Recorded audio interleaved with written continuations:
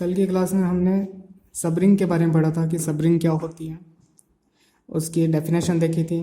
उसके बाद में हमने उसकी एक थ्योरम पे एक क्वेश्चन किया था कि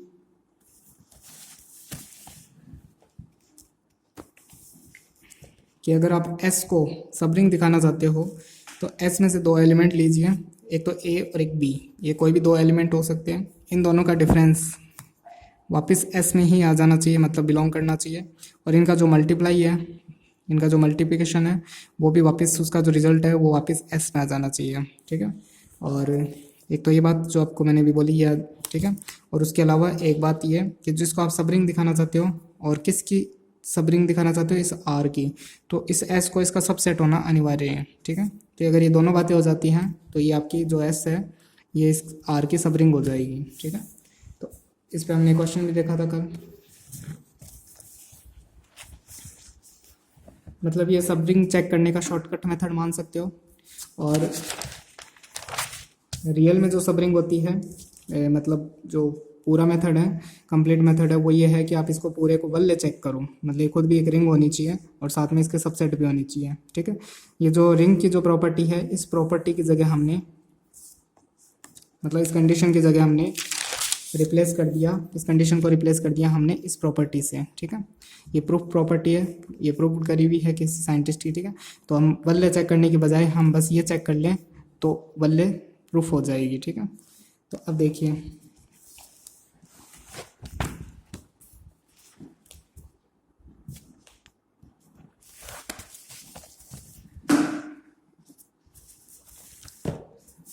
अब देखिए थ्योरम 2.2, दो उपवल्यों का सर्वनिष्ठ भी एक उपवल्य होता है।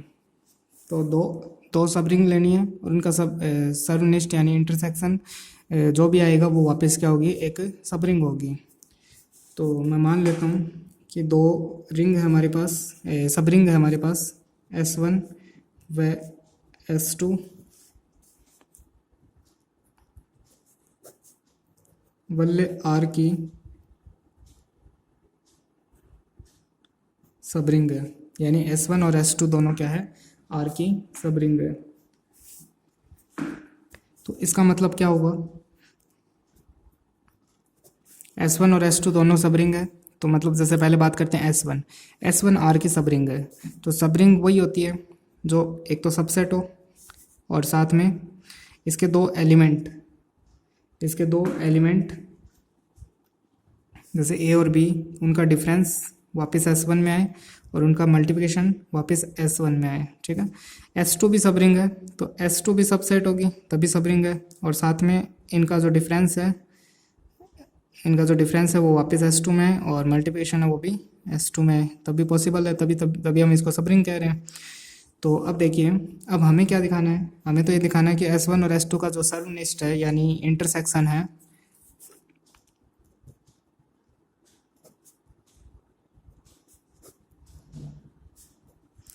S1 और S2 का जो सर्वनिष्ठ है यानी S1 इंटरसेक्शन S2, ये जो सर्वनिष्ठ है ये भी R की सबरिंग है, ऐसा हमें शो करना है। तो हम क्या करेंगे, इसमें से दो एलिमेंट ले लेंगे। अच्छा, दो एलिमेंट लेने से पहले हम इसको सबसेट दिखा देते हैं, पहला सबसेट का काम पूरा कर लेते हैं। ठीक है। तो अब देखिए, अगर S1 R का सबसेट है, S2 भी R का सबसेट है, मतलब S1 के सभी एलिमेंट R में बिलोंग करेंगे और S2 के भी सभी एलिमेंट R से बिलोंग करेंगे। तो इन दोनों का जो इंटरसेक्शन होगा वो या तो S1 के एलिमेंट होंगे या फिर S2 के एलिमेंट, मतलब दोनों के एलिमेंट होंगे कहने का मतलब। तो इंटरसेक्शन के जो एलिमेंट होंगे वो भी तो R से ही बिलोंग करेंगे, बाहर से तो बिलोंग कर नहीं सकते हैं। तो S1 और S2 का जो इंटरसेक्शन है वो भी किस में बिलोंग करेगा, R में, R से बिलोंग करेगा। तो ये क्या हो गया, सबसेट हो गया इसका। पहली बात प्रूफ हो गई। अब दूसरी बात देखिए,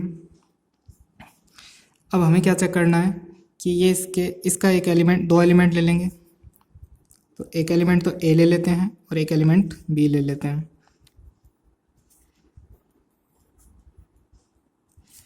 अब दोनों का डिफरेंस निकालते हैं,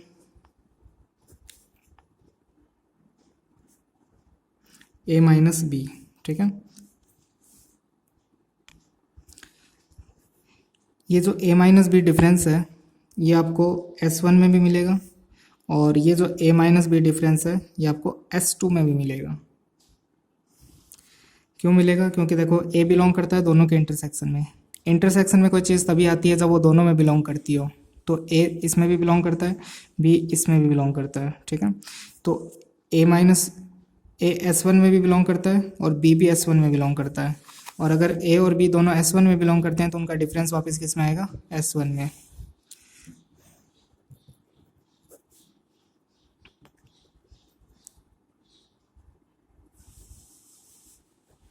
ऐसे ही S2 भी सब रिंग है, तो देखिए a S2 में भी आ गया और b S2 में भी आएगा। तो a और b दोनों S2 से बिलोंग करते हैं, तो इनका जो डिफरेंस है वो भी तो S2 में बिलोंग करेगा क्योंकि S2 सब रिंग है। तो ये मैंने डायरेक्ट लिख दिया और नीचे रीज़न दे दिया इसका कि S1 और S2 सब रिंग है। अब बात करते हैं मल्टीप्लिकेशन की। तो अगर a S1 में है, b S1 में है, तो इनका मल्टीप्लिकेशन भी S1 में आएगा। ऐसे ही a S2 में है, b भी S2 में है, तो उनका मल्टीप्लिकेशन भी S2 में आएगा। तो इसी प्रकार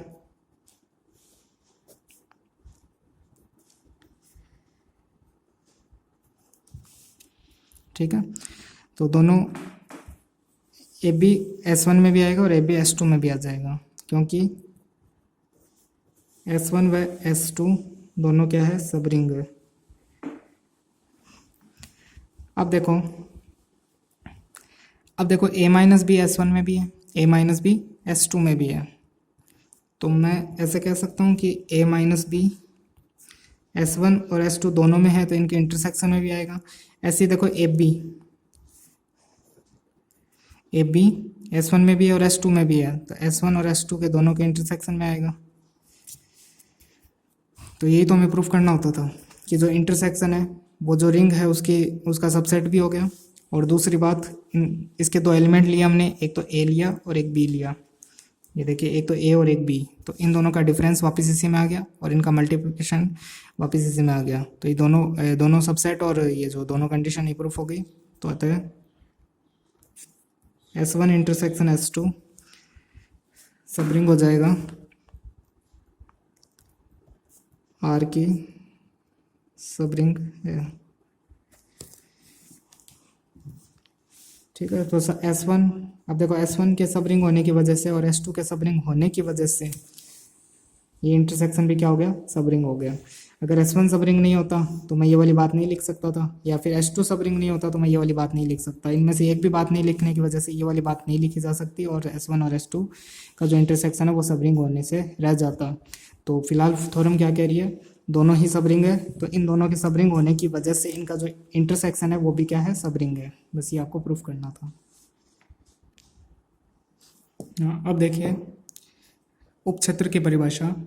जैसे हमने उपवलय की परिभाषा पढ़ी है कि एक रिंग के लिए एक उसका सबसेट होगा, वो आगे चल के सब रिंग कहलाएगा यदि वो, एक तो पहली बात तो सबसेट हो गया, और दूसरी बात जैसे रिंग की जो संक्रिया है उनके लिए वो भी क्या हो? रिंग हो, ठीक है।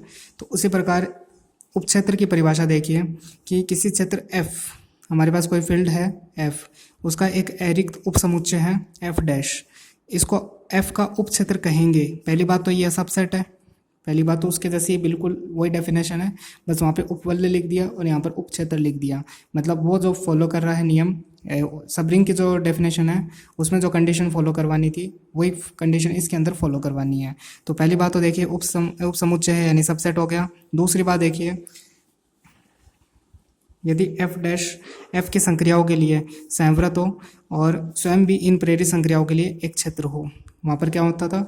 जो S है वो R के लिए, R का सबसेट भी होना चाहिए, और जो S है वो R की जो संक्रिया है प्लस क्रॉस उनके लिए क्या होना चाहिए? वल्य होना चाहिए था। तो यहाँ पर जो F डैश है वो F की संक्रियाओं के लिए क्या होना चाहिए? क्षेत्र होना चाहिए। सेम वो की वही कंडीशन है, वही डेफिनेशन है इसके लिए।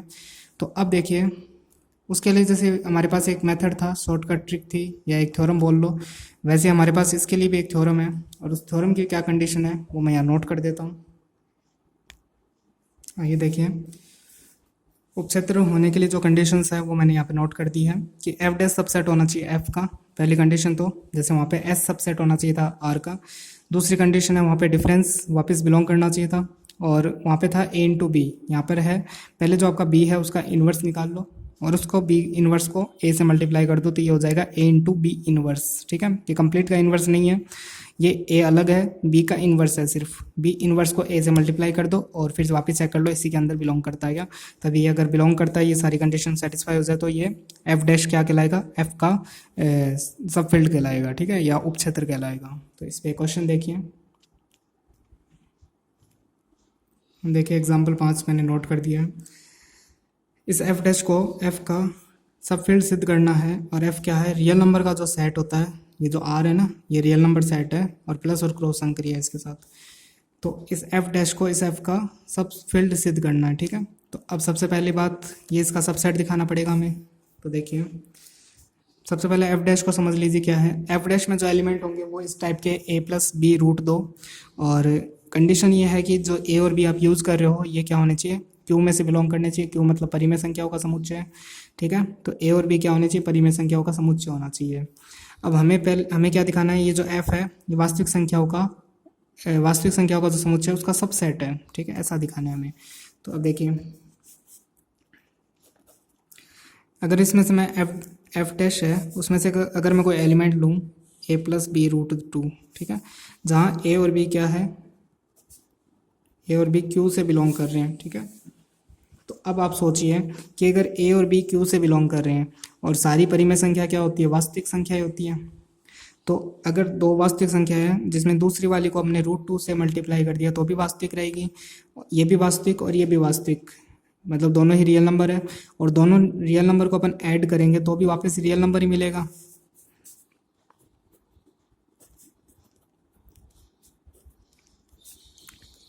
वापस रियल नंबर ही मिलेगा। तो यानी एफ डैश के सभी एलिमेंट किस में बिलोंग करेंगे, आर में बिलोंग करेंगे।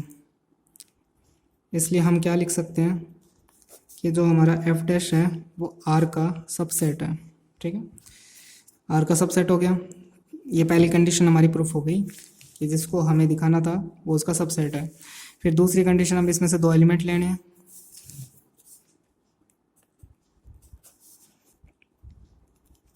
जो पहला एलिमेंट है वो इस टाइप का है, मतलब इसके सभी एलिमेंट इस टाइप के हैं। तो अगर मुझे इसको दो बार लिखना है तो मैं इसको ऐसे लिख दूंगा, एक बार तो 1 लगा के लिख दूंगा, एक बार 2 लगा के लिख दूंगा। तो ये हमारे दो एलिमेंट हो गए, ये पहला एलिमेंट और ये दूसरा एलिमेंट। कहाँ से ले रहे हैं हम, जो हमारा एफ डैश है उसमें से ले रहे हैं। ठीक है, अब हमें क्या करना है, हमें ये करना है कि दोनों एलिमेंट उनका डिफरेंस निकालना है और वापस चेक करना है कि वो एफ डैश में आ रहे हैं या नहीं आ रहे हैं। तो अब दोनों का डिफरेंस निकालेंगे। तो अगर इसका डिफरेंस निकालूंगा इन दोनों एलिमेंट का, तो ये जो एक इसके अंदर देखो दो टर्म है, एक तो विथ रूट 2 और एक विदाउट रूट 2। ठीक है, तो विथ रूट 2 है वो उन दोनों का आपस में डिफरेंस हो जाएगा, और जो विद रूट 2 है वो उनका आपस में डिफरेंस हो जाएगा, और जो विदाउट रूट 2 है मतलब सिंपल है उनका आपस में डिफरेंस हो जाएगा। तो इसमें से इसको माइनस कर दो और इन दोनों में से इसमें से इसको माइनस कर दो तो रूट 2 कॉमन आ जाएगा और b1 माइनस b2 आ जाएगा।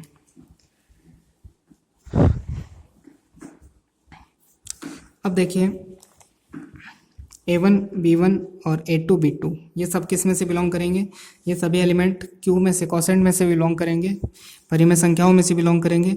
तो इनका जो डिफरेंस होगा वो भी परिमेय संख्या होगी। तो a1 minus a1 a2 b1 b2, अगर ये चारों q में से बिलोंग कर रहे हैं, कोसेंट में से बिलोंग कर रहे हैं, तो इनका जो डिफरेंस होगा ये भी q में बिलोंग करेगा। कोई भी दो परिमेय संख्या लो, उनका अगर अंतर निकालोगे वो भी परिमेय संख्या होती है। b1 b2 का भी डिफरेंस निकालोगे वो भी परिमेय संख्या होगी। तो देखिए ये दोनों q में से बिलोंग कर रहे हैं और साथ में रूट 2 भी है। तो देखिए ये दोनों अगर परिमेय संख्या में से बिलोंग करते हैं और साथ में रूट 2 भी होता है, तो ये पूरा किस में होता है, एफ डैश में होता है। तो ये कंडीशन यहाँ पे लग रही है, ये दोनों क्यू में से बिलोंग कर रहे हैं और साथ में रूट 2 भी है, तो ये पूरा किस में आ जाएगा, एफ डैश में आ जाएगा। और ये इसका रीज़न हो गया, कारण हो गया इसका, क्योंकि ठीक है। तो हमने दिखा दिया कि जो अंतर था वो तो इसमें आ गया। अब हम क्या करेंगे, सेकंड क्या था, जो बी है उसका इन्वर्स करना है आपको।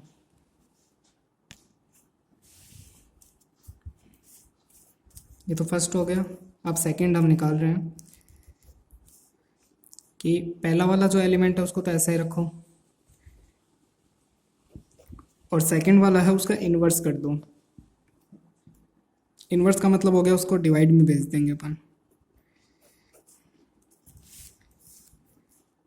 इसका अगर अपन परिमेयकरण करें, मतलब इस वाली टर्म को सॉल्व करने के लिए परिमेयकरण करें तो ये हो जाएगा, इसका प्लस है तो नेगेटिव से अपन परिमेयकरण करेंगे,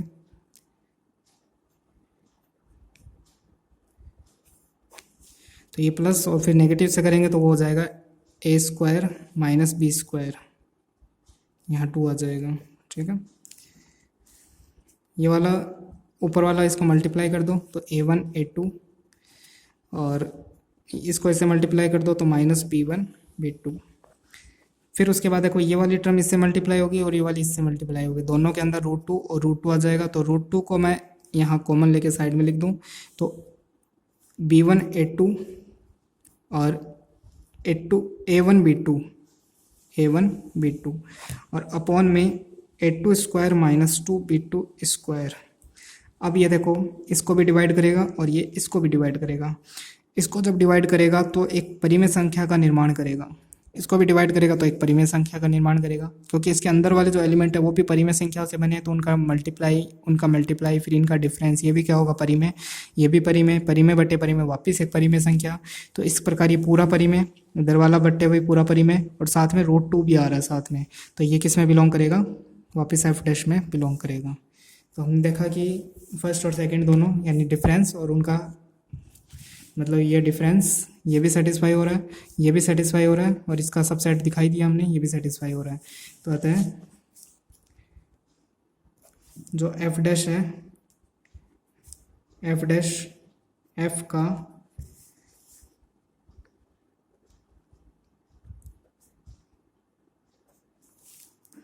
सबफील्ड हो जाएगा। ठीक है, तो बाकी अगली क्लास में देखते हैं। तो इस प्रकार जो सबफील्ड है उसकी जो ये कंडीशन है इसको चेक कर लो, अगर ये कंडीशन फॉलो होती है तो ये जो भी हमारा f' है ये इसका क्या हो जाएगा, f वाली का सबफील्ड हो जाएगा। ठीक है, बाकी अगली क्लास में देखते हैं।